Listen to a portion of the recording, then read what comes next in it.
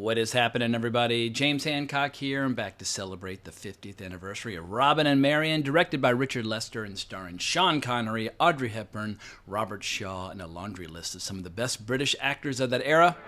To some, he was a common thief to be hunted down. To some, he was an enemy to be respected and feared.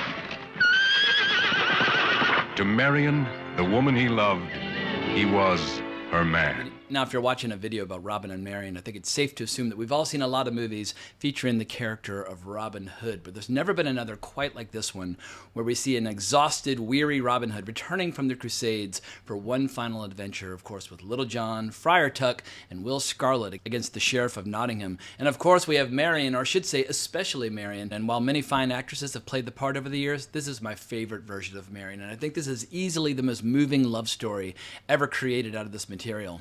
Well, you have to ride with me. I always did. If you still know how.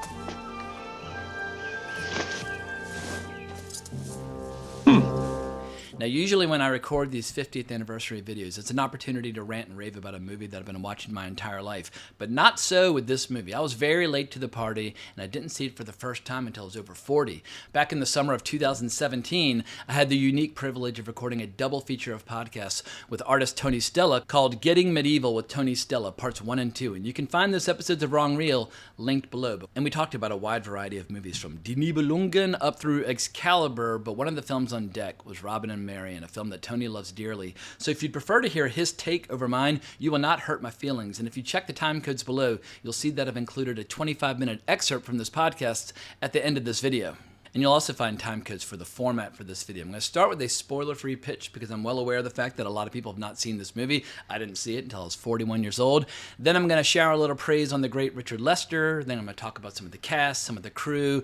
And then to close out the video, I'll shower a little praise on any remaining scenes that I did not get to while discussing Sean Connery, Audrey Hepburn, Richard Lester, etc. and so forth. So let's just dive in with the pitch. People have been making movies about the story of Robin Hood going all the way back to 1908, and I've seen a lot of the good ones, including the 1922 version starring Douglas Fairbanks. One of my favorite versions is The Adventures of Robin Hood starring Errol Flynn and Olivia de Havilland, directed by the great Michael Curtiz, who a few years later would direct Casablanca. One man alone dared challenge the might of his country's oppressors. One leader and his stalwart band, Robin Hood, outlaw of Sherwood Forest. People have even made porn films out of the story. From 1969, we have The Erotic Adventures of Robin Hood, or on the complete opposite end of the spectrum, we have the Disney cartoon, which has one of the best soundtracks to any animated movie that I've ever seen. And of course, we have the Kevin Costner version of the story, which I saw more times than I can count as a teenager. I don't know if I should be proud or ashamed to admit that, but that fucking Bryan Adams song that was associated with the movie, that music video and that song took off like a fucking rocket. And so that movie was just everywhere that summer. Girls were in love with the music. Guys like the High Adventure, or like Mel Brooks gave us Men in Tights in 1993. Ridley Scott made yet another version in 2010. That was supposed to be part 1 of part 2, but the movie didn't perform well, and so Russell Crowe and Ridley Scott kind of had a bit of a breakup that they never recovered from.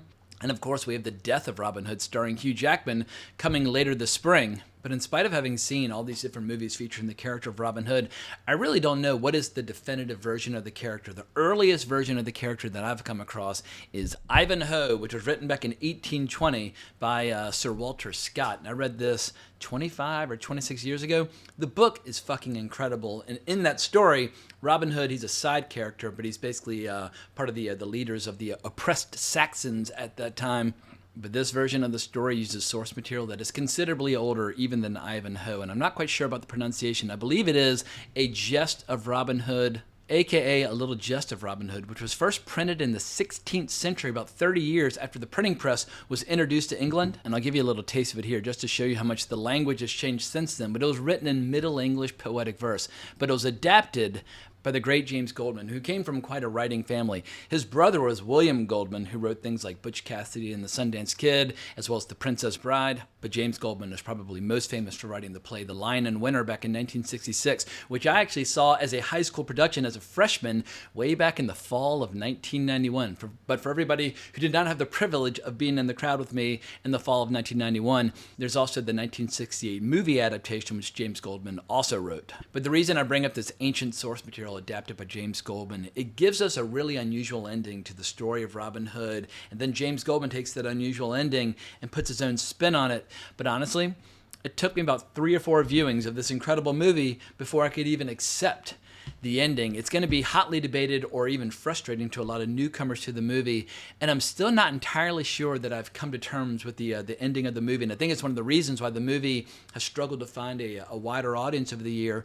But the rest of the movie is so fucking good and so incredible and so utterly unique in its approach that I think the controversial ending is something that fans of the movie will continue to debate as long as people continue to watch the movie.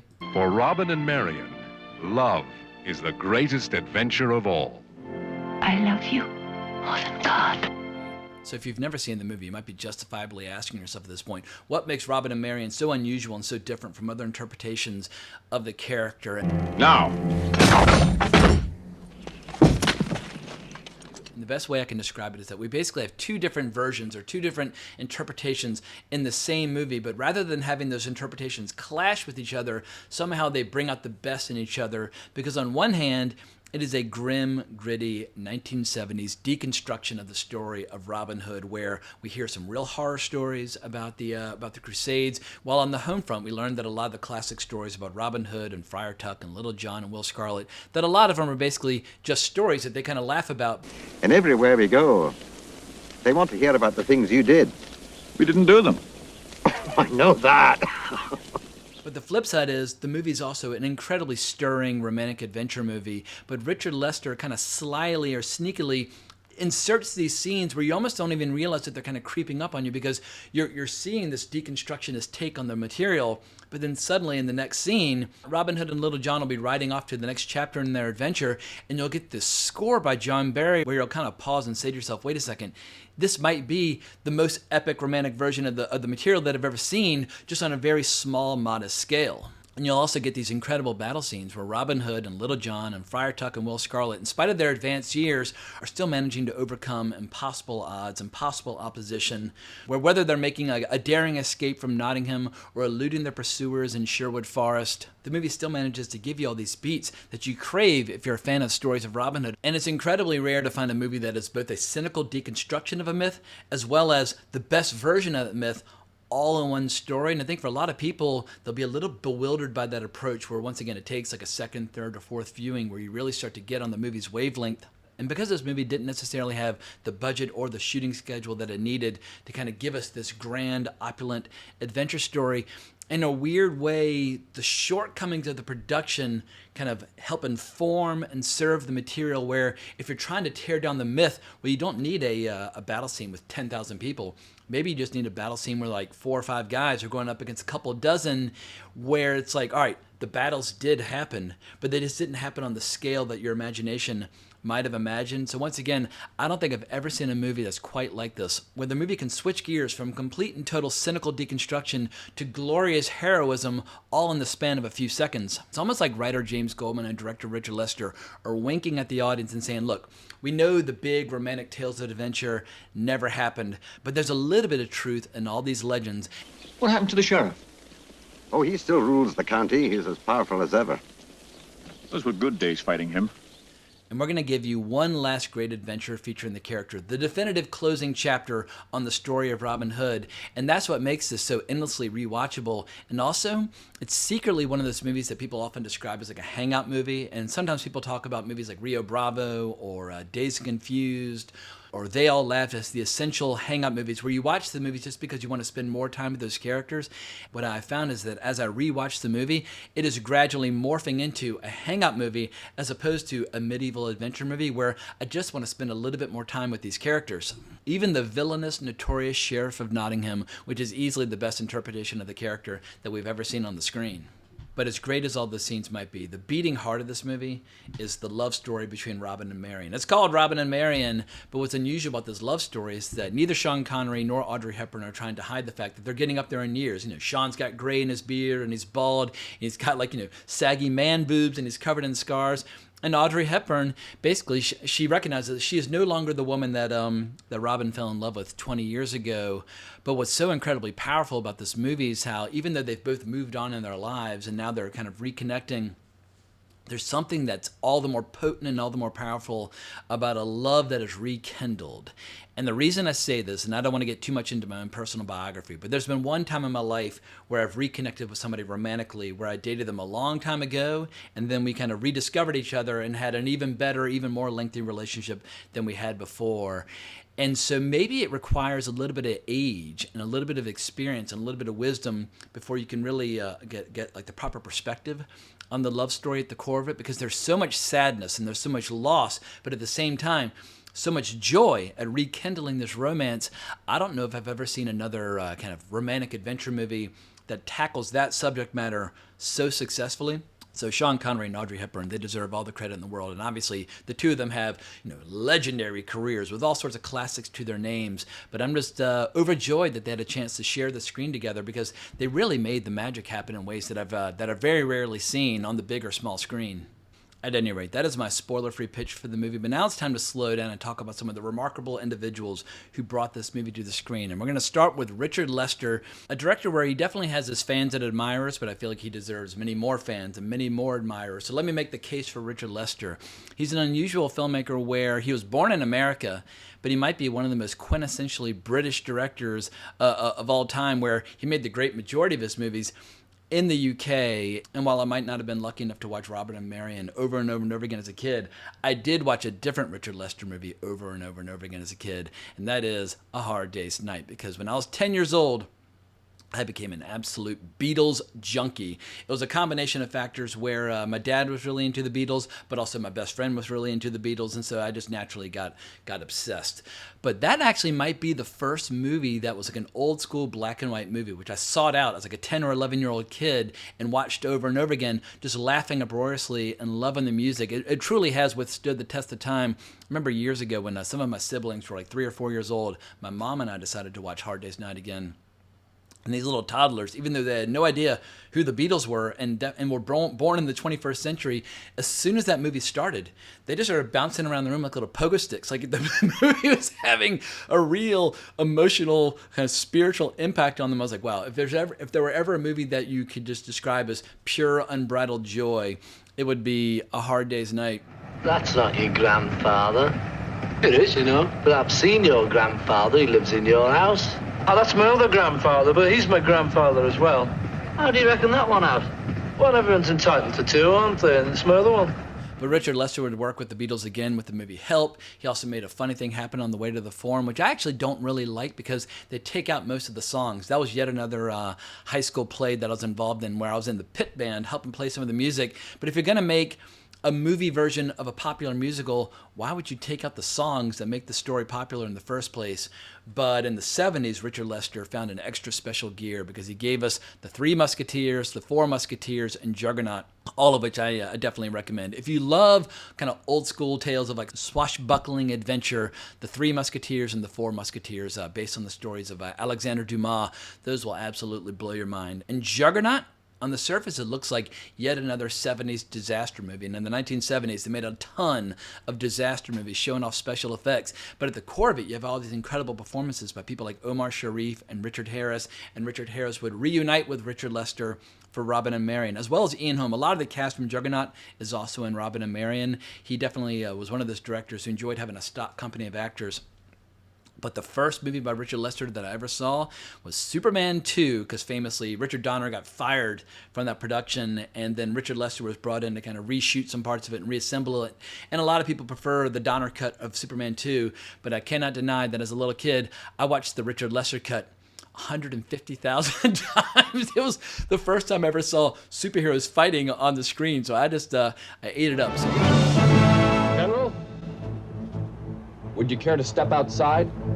Superman! Superman, thank God. I mean, get him! Come to me, son of Jor-El!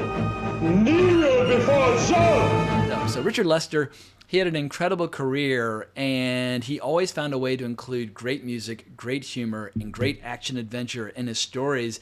And back in 2000, Steven Soderbergh wrote this book called Getting Away with It, which was half about his own career up to that point, but the other half was just interviews with Richard Lester. Steven Soderbergh's a big Richard Lester fanatic, and sadly I've lost that book in the interim. But if you ever want to get a kind of look inside the brain of Richard Lester from the point of view of yet another filmmaker, I definitely recommend Getting Away with It. And the good news is I still have a few movies left to see directed by Richard Lester. I've never seen How I Won the War starring John Lennon. I've never seen Petulia. And the one that's at the top of my list is The Knack and How to Get It, which looks very unusual. But Richard Lester was not the only luminary working on this movie. And I just want to go through some of the crew before I get to the legendary cast. And I've already celebrated the great James Goldman, but I do need to place special emphasis on John Barry, because my understanding is that the original score by Michel Legrand did not satisfy producer Ray Stark, so he brought in John Barry to record a new score in just 3 weeks. But John Barry, I mean, there were a lot of composers who kind of composed the score to my childhood, but obviously John Barry's most famous for having worked on basically like every James Bond movie from Russia with Love up through, I think, The Living Daylights. He did pretty much all of them, just one James Bond movie after another. If there's one composer whose name is associated with and closely affiliated with high adventure, it would be John Barry, where there's just something just undeniably euphoric about his scores. But goddamn, the score he delivered for Robin and Marian is a thing of beauty. But also, I think sometimes people overlook the contributions of important producers when bringing together a movie. And I got to give a shout out to the great Ray Stark and Richard Shepard, because when people talk about great eras of filmmaking, they always wonder, like, how come people can't make movies like they used to in this decade? Like, how come we can't get great action movies like the 80s, or great westerns like the 60s, or great comedies like the 30s? But eras are defined by individuals, and usually anytime you have a great era of filmmaking, it boils down to a couple of really good producers and filmmakers kind of defining that era. And Ray Stark is one of those old-fashioned producers where he had that ever so elusive talent or ability that so many producers lack, that is taste. Producers need to have a sense of taste. They have to have the ability to recognize good material and figure out who are the right filmmakers and who are the right cast to bring this story to the screen. And I think a lot of producers these days just have absolutely no taste at all. But not only do you need to have taste, you need to have the skill and the guts and the resources to mount a production, to raise the money, to get a movie distributed. It's an incredibly rare ability, or an incredibly rare combination of skills, because most people, if they have those skills, like, fuck it, I want to be a filmmaker, I want to be a writer-director. But Ray Stark is one of those legendary old producers, and he deserves a ton of credit for bringing this movie to the screen. But we also have to give credit to cinematographer David Watkin, who shot a lot of movies over the years, from Catch-22 to Chariots of Fire to Out of Africa. But the way he shot Robin and Marian, like, if you ask any American, like, how do you picture the UK in your mind? Usually it's going to be kind of cold and wet and damp. But in this story, it's fields of flowers and green forests, and I don't know how much of it was actually shot in the UK, because I know some of the actors were avoiding shooting in the UK due to tax reasons. So they shot a lot of the movie in small medieval villages down in Spain, so you're technically not seeing the UK when you watch this movie. But once again, this is a movie of pure, unbridled imagination. And maybe you do need to shoot a movie in Spain in order to give us the fields of flowers and forests and whatnot that we imagine when we think about a story about Robin and Marian. And the next two technicians I want to mention, while they didn't actually work on the physical production of the movie, they played a key role in the marketing and the promotion of the movie, because this movie decided in their infinite wisdom to employ not one but two of the best poster artists, basically of their generation or any generation, because we've got Drew Struzan contributing one poster, and it's a good poster. I really like this poster, but the one that I fucking love, I don't know how to pronounce this guy's name, but it's Brian Bysouth, I believe that. Anyway, it's spelled Bysouth. The version of the poster that he did for the British Quad poster, holy crap. I mean, for anybody out there who's ever loved or enjoyed any poster by Tony Stella, you can see the school of poster design that he comes from when you look at a poster like that. I honestly think it's one of the best hand-drawn illustrations for any movie poster in any era. It's just absolute chocolate for the eyes. But at long last, it is time to discuss the incredible cast assembled for this movie, all of whom deserve 2 or 3 hour videos just devoted to their careers. But I'm going to try to keep my praise limited and focus on the movie if I can. But when you're discussing Sean Connery, it's tough not to talk about basically like a 60-year career of incredible greatness. Obviously, James Bond in the 1960s, but in the 70s, he was working on some really cool stuff as he tried to kind of distance himself from James Bond after making Diamonds Are Forever. But we have Zardoz, one of the weirdest science fiction movies ever made. Not a good movie, but an irresistible movie that I've seen many times. We have Murder on the Orient Express, probably or maybe, in my opinion at least, the best adaptation of an Agatha Christie novel that I've ever seen. We have The Wind and the Lion, directed by the great John Milius. And of course, we had The Man Who Would Be King, which I tackled in a 50th anniversary video with Tony Stella a few weeks ago, which I'll also link down in the description below. But with Sean here, he's still incredibly athletic and still incredibly strong, incredibly virile. Like he's very defiant about the idea that he might be past his prime. He's like, you think I'm old, gray and old, and he just keeps pushing back. He's like, I'm everything that I ever was. You think I'm old, gray and old. Well, I'm not. Robin, I'd be 20 for you if I could. I'm all I ever was. But at the same time, he is getting old. There's a scene where he's sitting beside Marian where his clothes have kind of come undone, where he's got like basically like a gut kind of coming out. You're like, wait a second, you no longer look like the bodybuilder you were back in the 1950s. And he leans into all the indignities of the aging process. There's this incredible scene where he and all of his friends are waking up in Sherwood Forest, and he's the first to wake up. And we see how he's kind of hobbling around and kind of hopping up and down, trying to kind of wake his body up. And there's this great little moment where he reaches into his pants to whip his dick out, and when he sees Marian, he aborts. But it's a subtle little thing, but he's used to just being in the field with a bunch of guys where, of course, you can just wake up and just take a leak then and there.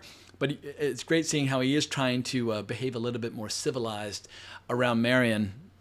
But what's so remarkable about his performance as Robin Hood is that it's so multifaceted and so multidimensional. Because on one hand, he's an incredibly honorable, noble individual. Like there's this great scene where he's confronted with the character of Sir Ranulph. I think that's how you pronounce his name. Should I bow? I wouldn't have you in my service, nobleman. I've known your kind all my life. You're everything I meant to fight. It's the character played by Kenneth Hay or Haig, all these British names. They're elusive for my unsophisticated American tongue. In any case, but he basically tells the guy in blunt terms, I wouldn't have you in my service. Like, you're the enemy that I've been fighting all my life. He just lays him low all at once. Or some of the incredible early scenes where he's pushing back on Richard the Lionheart and refusing to commit certain atrocities that Richard the Lionheart wants him to commit. I command you. You do it! You're a bloody bastard, you'll enjoy it! Damn right I'll do it! And in one of the most moving and heartfelt scenes of Sean Connery's career, he tells Marian about all the horrors that he witnessed in the Crusades. And the most horrific of those stories is after the sacking of this town or village, and people are being put to the sword and enslaved and so on and so forth. A lot of the people, including children, are opened up and disemboweled because Richard the Lionheart worries, or he believes, that there might be gold or treasure that people have swallowed in anticipation of being taken over. When they were all dead, 3,000 bodies on the plain, you had them all opened up so the guts could be explored for gold and precious stones. That's as grim and ruthless and nasty as any movie that you care to mention when it comes to the horrors of war. And the movie, in its wisdom, opens up with, I think, some of the best scenes in the movie. Maybe my favorite scenes in the movie, when we see just how bloodthirsty and just how greedy Richard the Lionheart could be in the context of this movie, because there's this town where there's a rumor about a gold statue, which turns out to just be a rock that was dug up. But they basically arrive at this town, and Richard the Lionheart orders Robin Hood to take it. And it's a town that's full of children and one mad old man who is missing an eye. Speaking of the actor who's missing an eye, he's a real-life actor, Esmond Knight, who lost an eye in active service at sea during the Battle of Denmark Strait in 1941. But he's fantastic in this movie, and he is actually the one who ends up killing Richard the Lionheart when he throws. He doesn't shoot. He throws an arrow at Richard, which goes into his neck. He doesn't immediately pull it out. It gangrenes and ends up dying from his wound.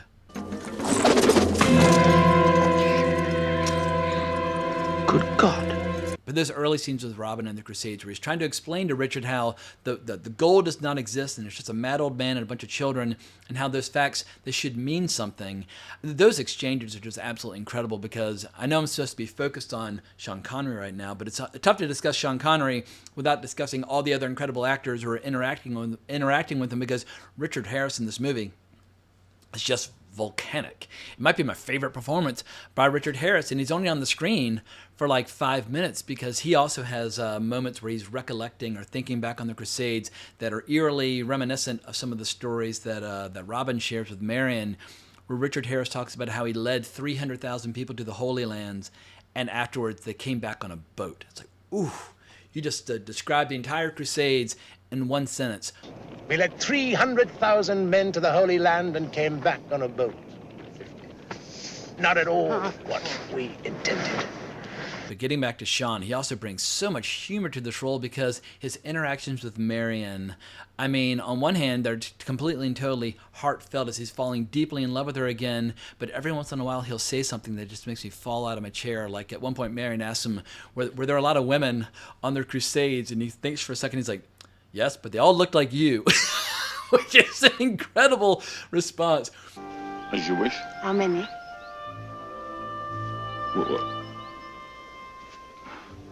But they all looked like you. Or when she says, like, you know, like you never wrote while you were traveling abroad. He's like, I don't know how. I never mean to hurt you. And yet it's all I ever do. You never wrote. I don't know how. Sean Connery is so fucking funny in this, but at the same time, his love for her is undeniable. Like when he apologizes to Marian and he says, I never mean to hurt you, and yet it's all I do.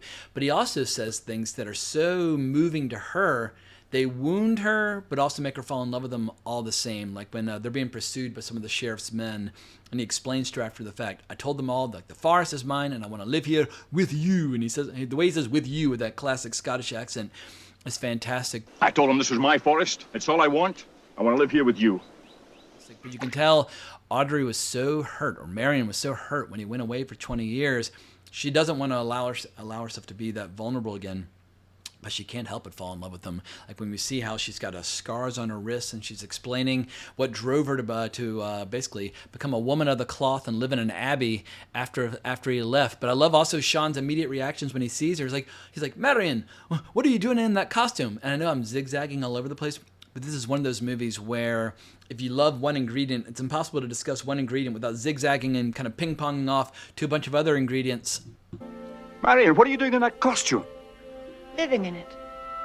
But let me try and stay focused on the love story if I can. What's so incredible about this movie is watching how Marian slowly allows herself to basically become a woman again. At one point, Robin says, like, would it be a sin to kiss you?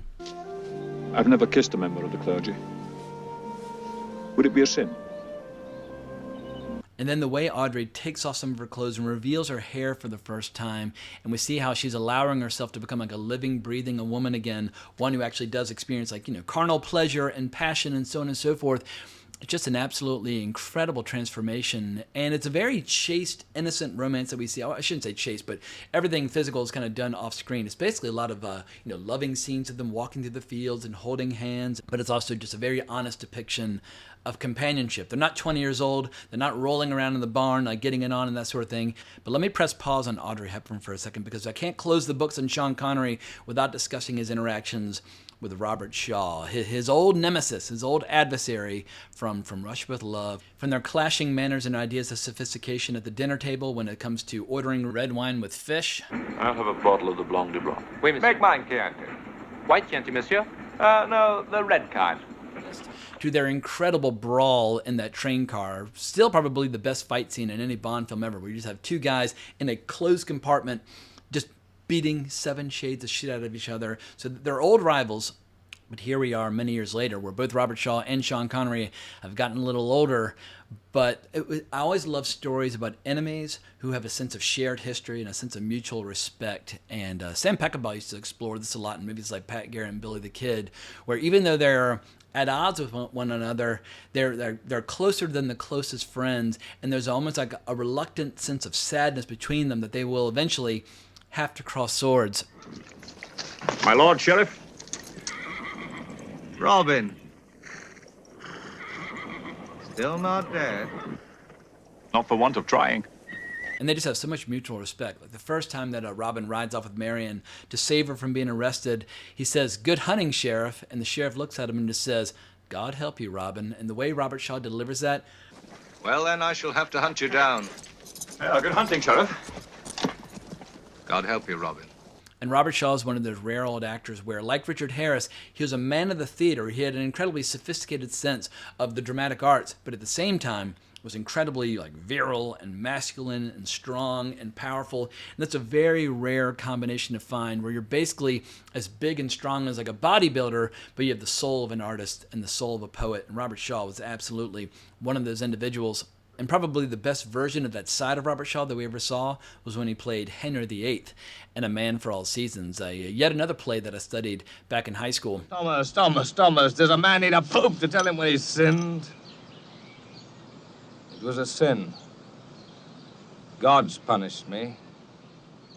I've no son. But getting back to the Sheriff of Nottingham and his relationship with Robin Hood in this movie, there are all these incredible scenes like when people are considering pursuing Robin Hood into Sherwood Forest, and he warns him, he's like, "Look, once upon a time, I would also chase him into the forest, in heavy armor, getting lost in the bog." I can do it. In full armor in the woods. You'll sink up to your armpits in the bogs. I've tried it. I've got in after him. I never even saw his archers. Just the arrows in my soldiers' bodies. He is well aware of just how lethal and cunning Robin Hood can be under the right circumstances. But it all leads up to one of these classic kind of old man battles where Robin Hood and the sheriff, they're not old yet, but they're just on the cusp of it. Because we've seen the sheriff when he's practicing fighting 2-on-1. And we've seen Robin Hood how he's still incredibly athletic and acrobatic. There's one scene where I think you might even see Sean Connery naked for a second, but we see him dropping down out of a tree, and you're like, "Whoa, I think I saw your butt cheeks." But they clearly can still do it, but they're right on the edge of where they're going to start their decline. But you have the situation at the end of the movie where Robin Hood is starting to gather his followers again in Sherwood Forest, but there's a much larger force that has come to murder them all then and there. Basically, King John, played by Ian Holm, has made it abundantly clear: either bring me Robin Hood's head, or you can surrender your own. And Robin Hood offers the challenge of all challenges to the Sheriff of Nottingham. He's like, champion versus champion. And the sheriff's like, "Well, we outnumber you 4-1. Why should I make the odds even?" And Robin's like, "I'm going to be a champion." And the sheriff, he cannot turn down this opportunity. I'm one champion. And I'm the other. In theory, if Robin Hood wins, he and his men should be allowed to leave the field, and if he loses, they'll all surrender their weapons, etc., and so forth. And once you get used to watching the movie, you know that, spoiler alert, no matter what happens, there's going to be an absolute massacre and slaughter all the same. But for a brief shining moment, it looks like these two men are going to have an honorable champion versus champion battle to decide the outcome of this contest. And I love how they sit down on their knees side by side and they pray. And it's so old school. It's like, wow, we're really seeing a classic face-off from 1,000 years ago, where before you do battle and fight to the death, you have to make your prayers, etc., and so forth. It's so old school, so classic. And some people do criticize this battle for being a little clumsy or awkward, and some people say it's because they didn't have enough time to choreograph it properly. I really enjoy the battle here because while you can definitely see stuntmen from the long shots, up close, Robert Shaw and Sean Connery, they're pretty strong, athletic dudes, and while they're not as athletic as they were in From Russia with Love, fucking each other up in the train, they can still do it. And I love, they're getting wounded and dropping weapons and so on and so forth. It's just the ultimate contest of champions. This is really the kind of the end of an era for both him and Robert Shaw, because Robert Shaw sadly would die only a few years later. I mean, in 1975, he was in Jaws. He was at the peak of his powers, peak of his popularity, but I think he died in 1979. It was a real tragedy. You're so beautiful. Come and sit by me. All right, now I got a little distracted there with a pretty lengthy tangent, but now as promised, let's go back to Audrey Hepburn and her incredible performance in this movie. Audrey Hepburn might be the most lovable personality ever to grace the silver screen, starting with movies like Roman Holiday in the 1950s or Sabrina, or in the early 60s. I mean, Breakfast at Tiffany's. Breakfast at Tiffany's basically defined New York for an entire generation of women for many years, but she also was in Charade with Cary Grant, which is incredible. Wait Until Dark, one of the best thrillers of the 1960s. And of course, in the early 80s, she did They All Laughed, which I mentioned earlier, is yet another great hang-up movie. So Audrey Hepburn had an absolutely legendary career from the 50s up through the early 80s. Perhaps she was never more angelic than in this movie because she's so wounded and vulnerable from past experiences, but at the same time now, still completely open to the idea of falling in love again. But late in the movie, she gives us an absolute powerhouse performance where, while she's willing to fall in love with Robin Hood again, she's not willing to make herself vulnerable enough where she's willing to watch him die or mourn him. And she does say interesting things like, Robin, hurt me. She knows the act of falling in love, inevitably you're going to get hurt to one degree or another if you're falling in love with Robin Hood. But when she's describing to Little John how you had years with him, and you can feel like the pain and the envy where she has these memories from 20 years ago. Damn you! You've had him with you. You've had years. And I'm going to lose him. And she has a few precious evenings with him in this movie, but there's this giant gap where they could have shared a life together if he hadn't gone off to the Crusades with Richard the Lionheart, and she's incredibly envious of Little John. Little John and Robin Hood get to basically share 20 years of their lives together, going off on all these crazy military campaigns and all these crazy battles together. And so, if anything, Little John is like the great love of Robin Hood's life, even though I mean that in a totally non-sexual way. We've always been together. Been nothing without him. But I also love just how game Audrey Hepburn is in this movie as she starts to shift gears from woman of the cloth to a woman going on this crazy adventure. At one point, they're escaping from some bad guys, and Sean looks at her and says, "Well, you'll have to ride with me." And she looks up at him and says, "I always did." I'm like, that's the kind of girl that Robin Hood is going to fall in love with. One who's willing to hop on a horse and ride off, whether it's to battle or away from enemies that are pursuing you, but just that willingness to get in a horse and carriage and go stampeding off into Sherwood Forest. She's game for everything except for watching him die. However, and now we do have to get into some spoiler terrain, the ultimate spoiler terrain. So if you've not seen this movie, bail out now. And if you've not seen this movie, I can't believe you've gotten this far in the video. But we do have to talk about the ending, because the first time I saw it, I was like, you know what? Fuck this movie.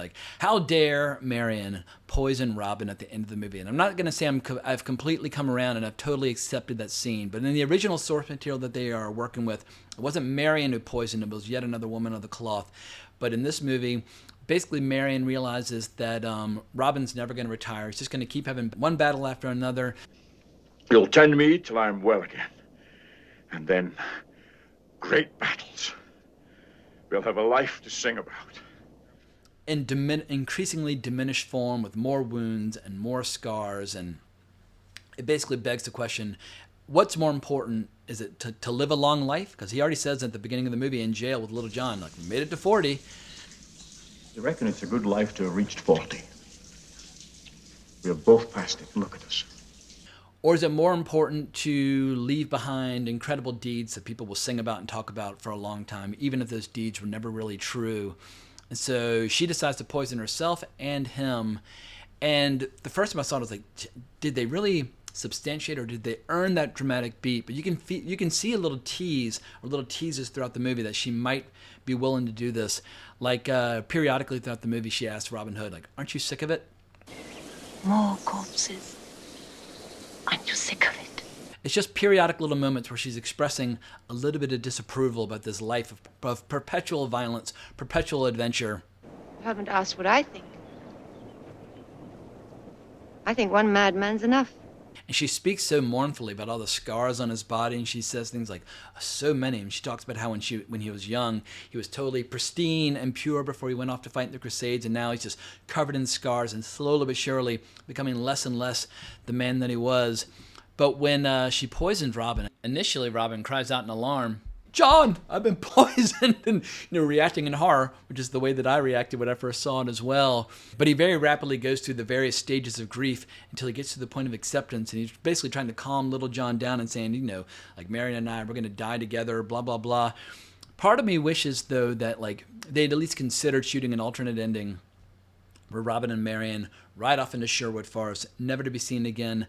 I think the movie would have been more successful. Maybe it would have been artistically compromised, but I think it would have been more successful because this movie was made on a budget of $5 million and it generated $8 million in box office. Not a worldwide smash like I'm sure they were hoping for, but even in the 1970s, audiences weren't willing to accept with so many kind of bleak, cynical, unhappy endings where this is the year where Rocky kind of helped people rediscover the joys of happy endings. And if this movie had been made 1 year later, who knows, maybe they might have had a happy ending. But you tell me, what are your feelings about the ending? It's what opens it up to being discussed until the end of time. What do you think of the ending? But at the same time, I can't help but wonder, would this movie enjoy a much bigger, wider reputation if they had just offered a slight tweak on the ending? Because, well, it does give you that feeling of being uplifted when Robin Hood shoots that arrow out the window, like his spirit is being released. On the other hand, from my own purely selfish point of view, I feel like life is precious.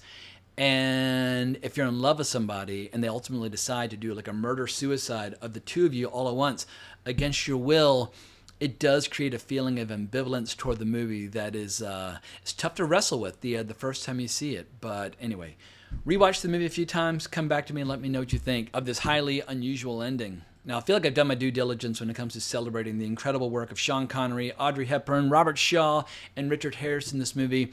But there are a couple other actors in this movie which help flesh it out, which make it even better. I got to talk about Nicol Williamson, who I saw 150 million times as Merlin in Excalibur as a little kid and as an adult, now as an aging gentleman. Shall I tell you what's out there? Yes, please. The dragon. A beast of such power that if you were to see it whole and all complete in a single glance, it would burn you to cinders. I love Nicol Williamson as Merlin. It's a big, bold, crazy, over-the-top performance that somehow never breaks that movie, and it just works. And the way he expresses himself, and the cadences and rhythms, the way he expresses himself, it's a performance unlike any other. But here as Little John, it's subdued and it's understated, but at the same time, fucking terrifying at times. This movie very briefly gives you little glimpses like, wait a second, maybe Robin Hood has been so successful over the years because he's had Little John killing motherfuckers at his side every step of the way.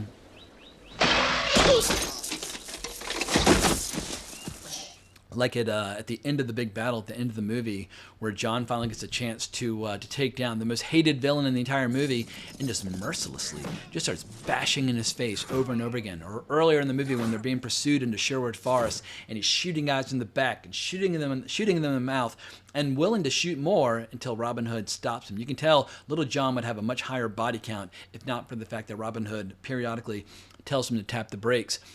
Next time you ride into Sherwood, keep your visor down. John, wait. But it's also just a very jovial, lighthearted performance. Like when they're in jail wondering whether or not Richard the Lionheart's going to kill them, he says, well, if we go, we go. Well, if we go, we go. But of course, Robin's like, all right, well, we're not dead yet. Come over here and bend over for the next 12 hours so I can try and chisel our way out of this prison. But yeah, there are a few joys that are more intense than in watching an action movie or an adventure movie where you've got two buddies going on a great adventure, whether that's Sean Connery and Michael Caine in The Man Who Would Be King, or Robert Redford and Paul Newman and Butch Cassidy in The Sundance Kid. But Little John and Robin Hood, this is probably my favorite version of the two of them, starring in the equivalent of like a buddy movie that I've ever seen. And anytime we see the two of them riding off together, whether it's returning to England after the Crusades or just riding away from the Abbey, like on the next chapter of their adventures in this movie, I get a huge thrill watching the two of them ride side by side as that classic John Barry music swells. But at a certain point, they do inevitably return to Sherwood Forest, where Robin knows his way around, and they find the old horn, and it's full of dirt. But a few of the old merry men are still lingering about. We have Denham Elliott. Everybody knows him from Raiders of the Lost Ark and Indiana Jones and the Last Crusade, where he was reunited with Sean Connery. But we have him as Will Scarlet, and we have Ronnie Barker as Friar Tuck. But they give us some incredible scenes as well, where it's interesting how about halfway through the movie, we see just how efficient they can be when they're being led by Robin Hood and hiding in trees and ambushing people. But we also see at the end of the movie, once Robin Hood leaves the field of battle, they basically are totally lost. Like the idea of these two old men being able to hide in trees and elude the pursuers is totally ridiculous, as we see at the very end when they very quickly get captured in the absence of Robin Hood. But Mr. Elliot, a.k.a. Will Scarlet, gives us some great scenes. I mean, if ever there was a time for us, it's now. They'd come to you, Robin, the people. They'd come to you if you called them. Right, the king.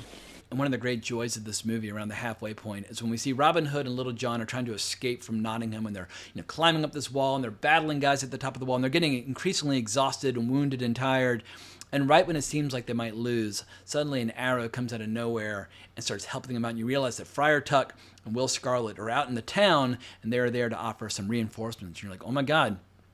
For a brief shining moment, the movie becomes like The Adventures of Robin Hood from 1938. The great Technicolor, joyful adventure interpretation of the story of Robin Hood. Suddenly the movie becomes that again, and it's like, wow, I thought this was going to be some really bleak, cynical 70s movie, but for a couple minutes, they allow you to enjoy this rousing tale of high adventure, and so it's just an absolute joy to watch. So just as a way of wrapping up this section of my favorite scenes in the movie, overall this movie does end in a rather bleak fashion, where Robin and Marian end up dying together, and most of Robin's followers end up getting slaughtered, massacred, or rounded up at the end of the movie. But along the way, you get these brief little moments of joy where you get to see how the myths and legends came to be once upon a time. And these are heartbreakingly brief scenes, but slowly but surely, as people realize that Robin Hood has returned to Sherwood Forest, followers start showing them. Some of them are old who remember him, and some of them are their kids and grandkids who want to just have a little taste of that greatness. But it's a great scene where they're training them, and granted, they've got like a day or two to train, but it's like farmers and peasants to get ready for a battle.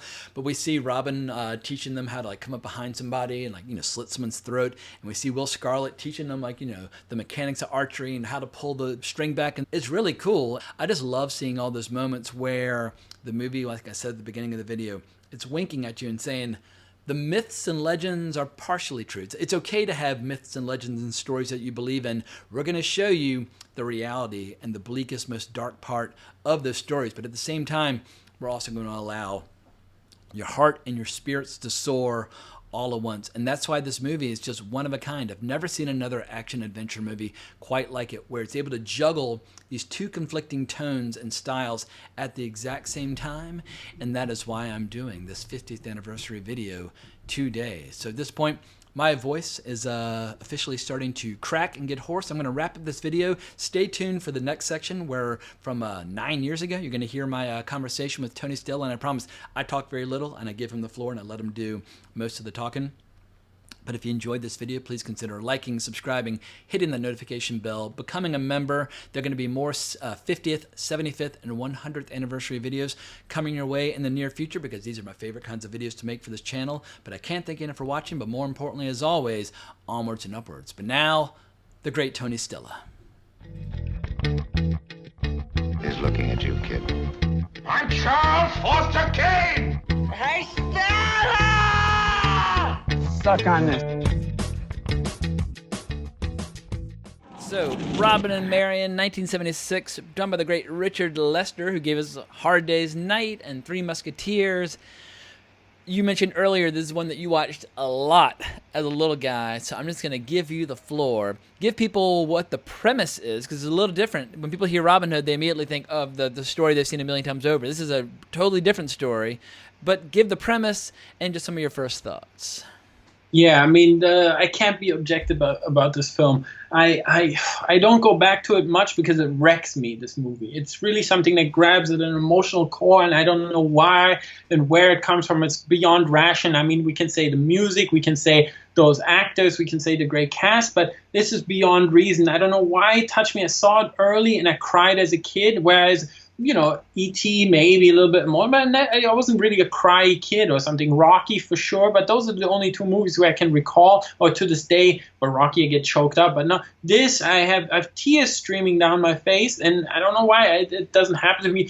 My family sits around and kind of look at me. It's like, why did you have this reaction? And it's just it touches something in me. I think maybe it has to do with Sean Connery or aging, or we all have our themes that are deeply buried in our psyche, and this has something to kind of mourning the loss of a time, the finding of childhood and coming of age. And like you said, it's a very different tale. It's taking the perspective. We're now in the 70s. This is the time of revisionist view of legends, and in general in the Western we get those great ones. We, like you discussed, the Long Riders and those fantastic, the 80s that will come, but this sets the groundwork for all of this. And Richard Lester is uniquely primed for it. He writes it together with James Goldman, who wrote A Lion in the Winter in 1968, which was already a great sarcastic look at the times, and fantastic Peter O'Toole performances with Katharine Hepburn, but it was a play before.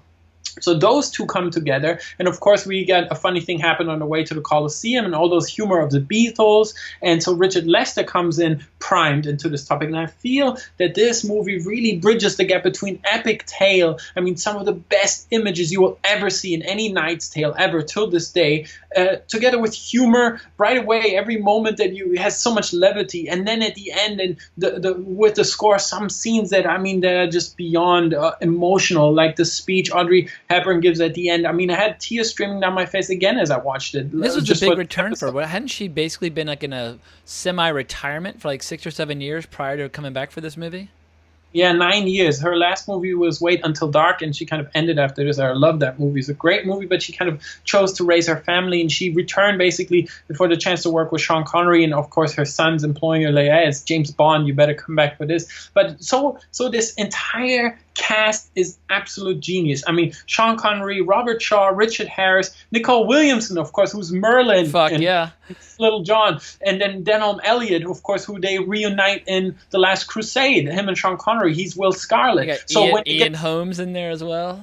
Ian Holmes with a fantastic little mistress. He's King John, and Ronnie Barker is Friar Tuck. So English royalty in terms of casting, and the League of Gielgud, and the casting is really, like we always discuss, is everything in this film. So, or in many films, all these actors bring to them a weight already with who they are as actors. As Sean Connery, forget Robin Hood, they're legends in themselves. So that's why they don't, even though they give some of their best performers of the latter half of the Sean Connery for sure, but also Audrey Hepburn just radiates. I think it's my favorite performance of her. Gone is the funny girl, there's all this thing. Here she gets to strip bare, and she has monologue after monologue here that is so entirely complex. Her relationship, this movie is really about relationships. It's not a knight's romp, like you'd say. It doesn't have these big action set pieces. This is really Robin Hood. We meet him in a unique view, coming back from the Crusades at this point in Richard the Lionheart's campaign, who's played by Richard Harris, in this fantastic opening, and some of the best sequential images, I think, in any film ever. It opens with an apple,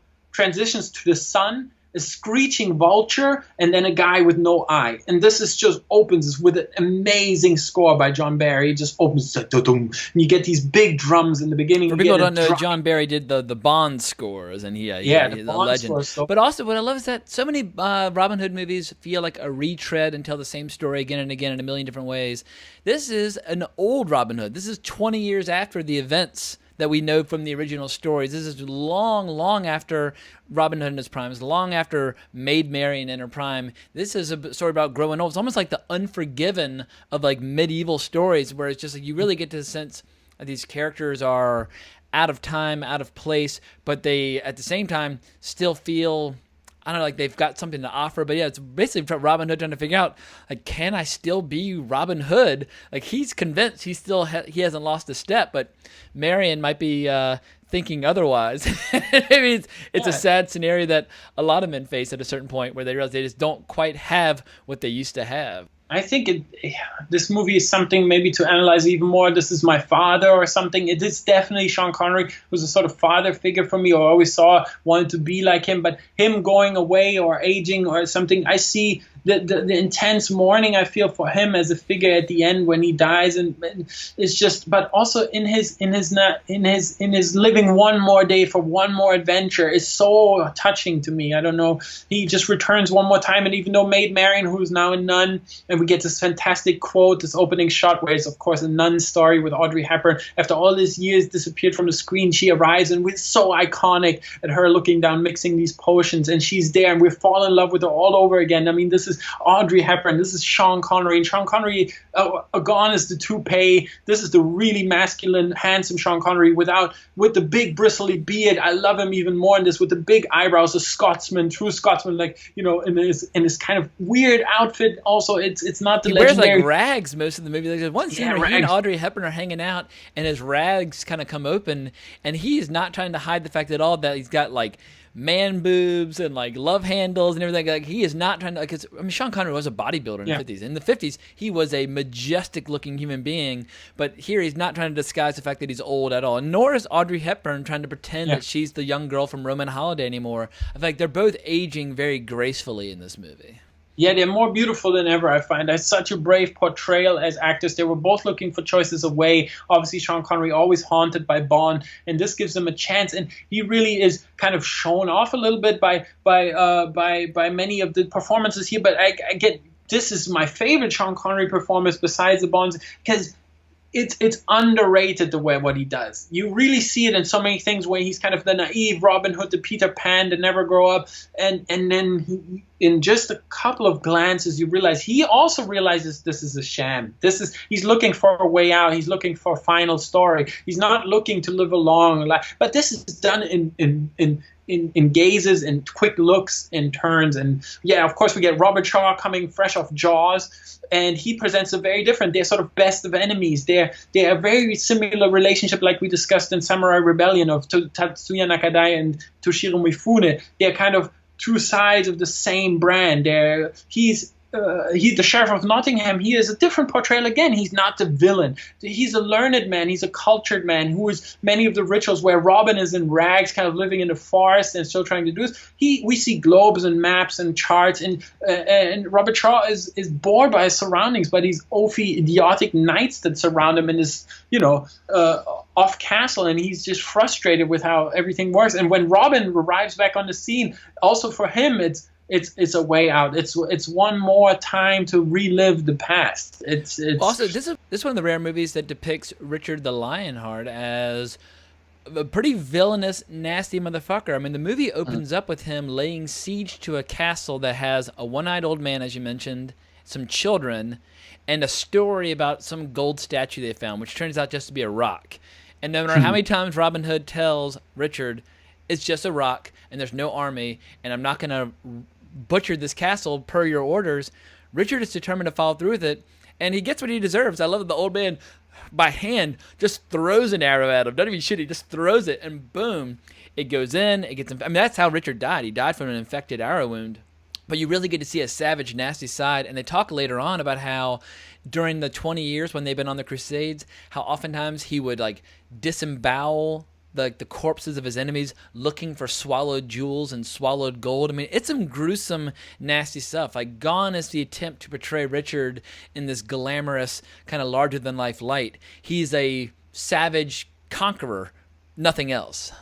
Yeah, this is our favorite time of cinema. I know you love the 70s, me as well. We are here, and like in the great Kobayashi films, by stripping everything away, by showing it in the real light, by showing its true brutality, becomes even more epic to me. This is way more epic than the men in tights and the green outfit.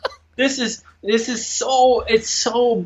story, like you said, we get later in this beautiful scene where Audrey Hepburn and Sean Connery stand among the mossy ruins of what was once their house, and they kind of reminisce. He was the room, and here was this other room, and she kind of keeps poking at him. He's like, "Listen, I'm not in love with you anymore. What are you doing? You're being silly." And then he gets this quick monologue where he narrates the story, and we feel from Connery, holy shit, this guy has seen so much suffering, so much pain, and she feels for him once again. She falls.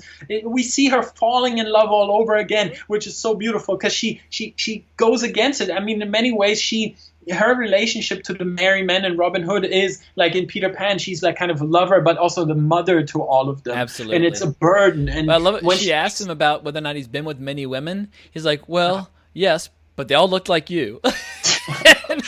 It's such a great Sean Connery line, because that's just him back in like James Bond mode. I love it. Oh, Connery is so beautiful in this because just the charm, just the smile makes it all okay. He takes it to the edge. I mean, he smacks her in his notorious Sean Connery way, but then one smile and you're gone. And Audrey just takes it to the line every time. She's so beautiful when she finally takes off her nun's habit and we see her curly locks unveiled, and now she's Maiden Marian again, and the age falls off her, and she doesn't have much makeup in this.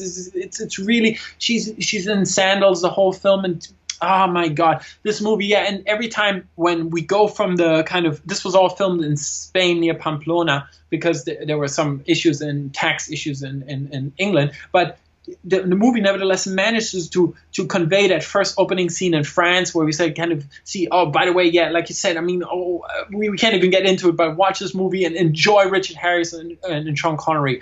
They do it in a couple of motions. You feel the closeness. He dies in Sean Connery's arms. And the humor is there from the beginning as well. Just quickly, I mean, with the siege that you described there, they're digging out a stone, and then you get this ridiculous catapult that doesn't even reach the castle walls. And you see the whole futility of this stupid war. I mean, it's over. What are you doing? The glory days are long gone. Yep. But also, when Robin and Little John, they get thrown in jail by Richard, they try to escape, and so they dig out this giant stone the whole night, and in the morning the guy just comes and looks at him in this great glance. He's like, what are you doing?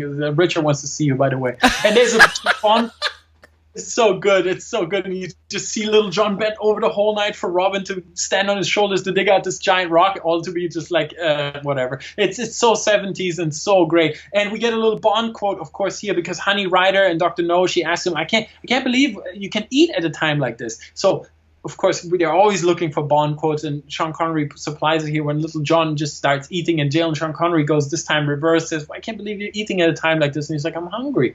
And so, also, I mean, just, we can't say enough about, Nicole Williams, who, I mean, this film is full of this. Nobody drops off. In this great cast, the relationship between him and Robin is amazing. It's fantastic. And also, it's a very subdued performance. I mean, if you only know him as Merlin from Excalibur, he's not, I mean, Merlin's very big. He's like, he's all the color, all the personality. He's the only intelligent person in an environment full of savages. I like seeing Nicol Williamson kind of tapping the brakes and keeping some in reserve, because he is playing, he's playing second fiddle, so to speak, to a couple other characters. Yeah, and he's so necessary, though, for them to be there. And also not in any Robin Hood tale ever, and only in this movie, do we have a scene between Little John and Maid Marian where they share their love for each other, possibly, or for Robin, and they're both supporting characters for this kind of child that they both love, this great one. And this portrays Robin like no other movie, because we feel it all. It's never heavy. It's always subtext. It's only in those performances that we feel why we love Robin Hood. It's not only our giving to the poor and stuff. This is not even mentioned. But when the peasants recognize him and they flock to him once again, we get this one more day. It's this kind of almost this one more day scenario that's so fascinating. And yeah, John Barry, like you said, I mean, underlying under all this is one of my favorite, most lavish scores ever. It's obviously comes from Bond, all that tradition, but he gives one of his best soundtracks here. This is so, and apparently I was shocked to find out that Michel Legrand there's an alternative score which wasn't used. It was very strange because Richard Lester apparently wasn't happy with the score, which there's not many people lovers of this movie, but the ones who love this movie, like me, they are in love because of the soundtrack to a great degree. I mean, the tears, what makes you cry when Audrey Hepburn says that last monologue is the music. I mean, this just swells when Little John and Robin Hood ride into the green pastures of England finally, and you hear the great theme. I mean, it's my already a big lump in my throat. So what do you make of the ending and Marian's other unconventional methods for dealing with Robin's wounds after his epic battle with the Sheriff of Nottingham? Yeah, I mean, this is really, and every time I steel myself for this moment, I'm like, that was the moment where I cry, and that was the moment where I cry. And there are many opportunities by the stream, beautiful transitions where they're in the great field, and you would think, now is the moment, and I have tears in my eyes, but really, when Robin, they cut each other up in this final contest of champions. It's ferocious. I mean, it's a really savage battle, and yeah, it's not romantic at all. I mean, no, it's cut in many versions, and this is also shocking for this tale, because it's almost one of the most brutal tales that in our whole list of movies, which you wouldn't expect. Then that the sudden violence, it's all in the monologues about the Crusades, but when we do see it, and this is cut, by the way, in many versions on my stupid DVD, for example, I knew it's from German television, which was much longer, that end sequence. Richard and the Sheriff of Nottingham and Robin meet on the plains, and is in Robin Hood legend, it always is pre-told that if Robin leaves Sherwood, that's his end. And so Robin does these swift attacks, but the sheriff is too smart. He kind of prepares like a samurai. He's a very cultured man. He washes. He has a ritual. He sits there and he tells the stupid knights, "Hey, come back. Don't ride in. Don't follow his trap, because in Sherwood you're done for. You stupid medieval weapons don't do anything against the light-hearted combat." And there's many cool scenes where we get to see it. Nevertheless, we get this final duel where Robin seems to win, and we get this all in reaction shots. We get a great kind of hacking at each other in a long sequence of them just getting more and more fatigued. I mean, throughout this movie, battle is shown as brutal and exhausting. These are two old guys who are getting tired. Yeah, and they hack at each other. They hack each other to bits. And Marian doesn't want to see it. She runs away, and then she hears the clamoring of the swords in the distance. She goes and runs out, and through her face and the faces of Friar Tuck, Ronnie Barker, and all Will Scarlet, and so their faces tell us what's going on. Robin starts to lose. Robin starts to wane, and he's getting shredded. His legs are getting cut. He's bleeding from his legs. And this is like, for a kid, this was traumatizing. I couldn't believe. Now they build up this loving that you fall in love with Robin, and then they cut your legend to pieces. Well, if you're used to Errol Flynn dancing around like a gazelle, swashbuckling away and never getting a scratch, this is quite a sudden jarring change.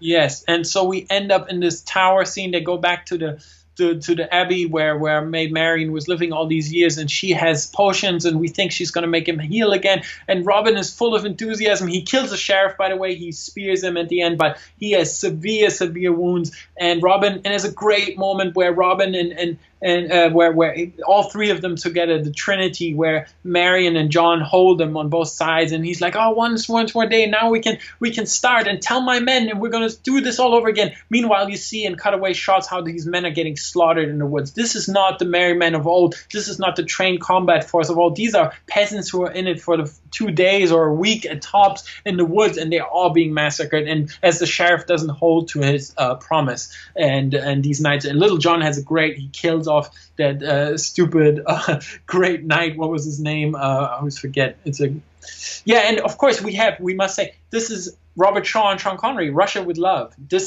Even that has giant connotations. Of course, this is the duel that we get again, and it brings off that entire history. So Robin lies there in the wounds, and Marian mixes a potion. She drinks from a cup. This is, it was completely shocking to me. I didn't understand what was going on as a kid. I thought she's making him better, and Robin is like telling all these, he's full of enthusiasm. He says, "I love your medicine. It doesn't even hurt." and then it turns, and he's like, "I don't feel my legs. I don't feel my legs." And Marian basically bids John out the door. She says, "Watch for those guys. They might come after us." And she locks the door behind them. And John kind of goes and stands watch.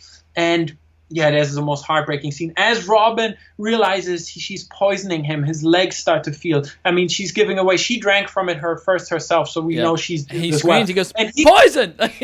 Initially, he's pissed.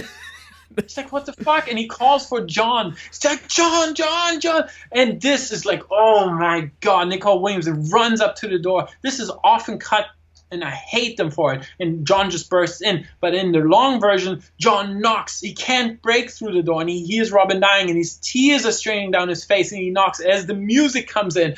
And then Audrey Hepburn has the dialogue. As she calms him down, as she sits there quietly, we don't understand. As a kid, I totally didn't understand. Now you hate her. You're like, what is she doing? Maybe he has a chance to survive. And she gives this monologue, why I love you. I love you more than the fields. I love you more than, and the music comes in, and this is when the tears come down. Waterworks forever. And Sean Connery acts, and he turns and he realizes, I would never have a day like this again, would I? And then she says, no, this is it. And John bursts through the door, and he's like us. He's the audience. He sees this carnage, and it's really brutal. I mean, he's there in full blood, and it's very stark, beautiful architecture.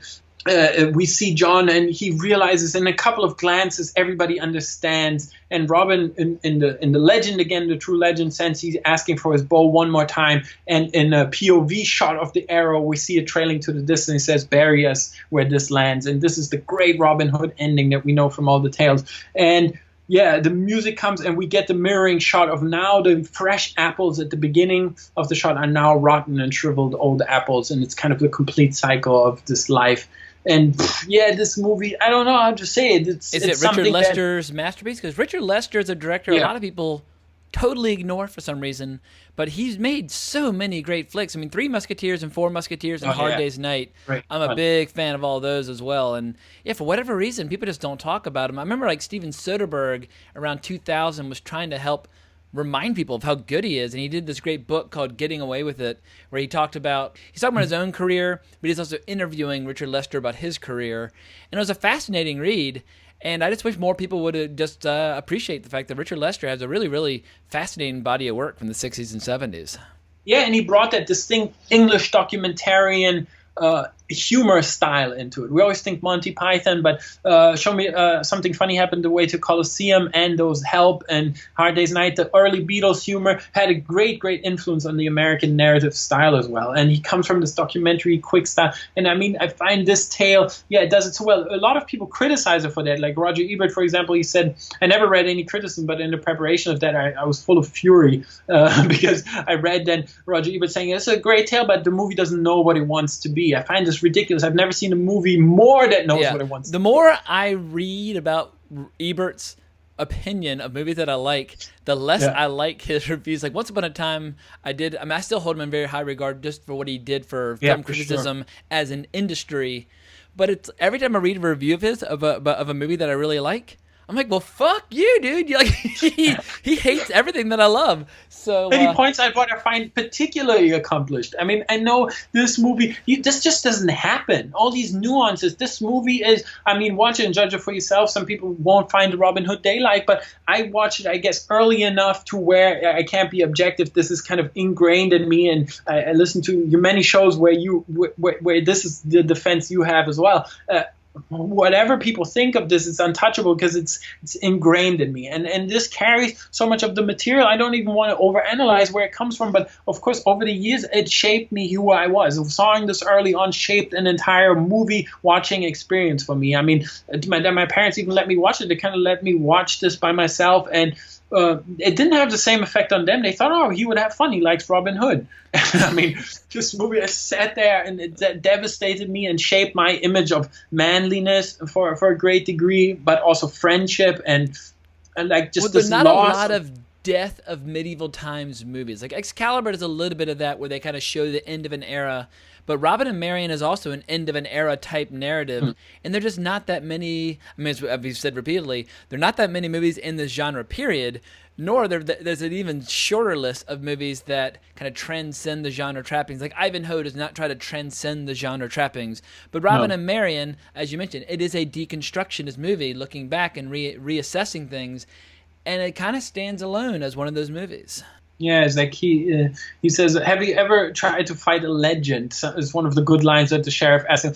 It's so aware that, you know, who are these people as actors? Who are these historical figures? Who are the legendary tales? And then decides with the art of film to toy with all of that, would play with all these conventions and constructs this movie that knows exactly what it wants. It's such a 70s movie, but it's also in its approach, which do you imagine trying to get something like this made now in a genre? Maybe you would get this in a kind of indie road movie, but not every with studio, these actors. They would say, oh no, you got to reboot it. First you got to tell his origin story. Then we're going to have a spin-off story of Will Scarlet, and we're going to do a shared universe. Who is he? Yeah, I mean, although if someone wanted to do a shared universe of Ivanhoe, Robin Hood, and Richard the Lionheart, maybe I'd go. It's all about the execution. Sure, but there is one big giant movie we haven't discussed that it takes place in this setting that I've talked about many times, both on my YouTube channel and on the podcast. Ain't like it used to be, but it'll do. You know how to whistle, don't you, Steve? You just put your lips together and blow.